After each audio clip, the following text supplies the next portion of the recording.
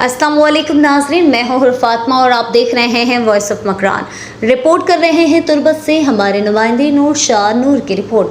Balochistan national party और इत्तेहादियों की जानिब से ज़िला कौंसल केज के चेयरमैन के नामजद उम्मीदवार शेख नज़ीर अहमद ने मंगल के रोज़ हिमायत याफ्ता चेयरमैनों के एजाज़ में सैटेलाइट टाउन तुर्बत में ज़ोहराने का एहतमाम किया।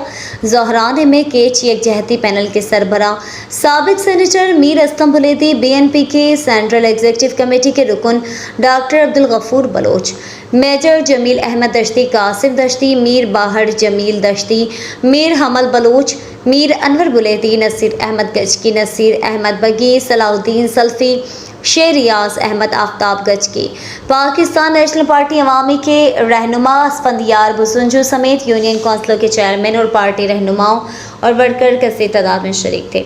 ज़ोहराने के बाद 3 जमात इत्तेहाद के रहनुमाओं और हिमायत याफ्ता चेयरमैनों का मुशावरती इजलास मुनक्कद हुआ, जिसमें 22 जून को होने वाले ज़िला कौंसल केज की मखसूस नशिस्तों के हवाले से हिकमत अमली पर गौर किया गया।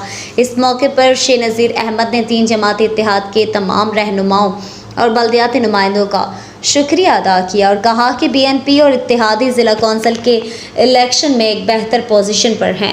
इंशाअल्लाह 22 जून को मखसूस नशिस्तों के इलेक्शन और 6 जुलाई को ज़िला कौंसल के चेयरमैन के इलेक्शन में पार्टी को कामयाबी नसीब होगी।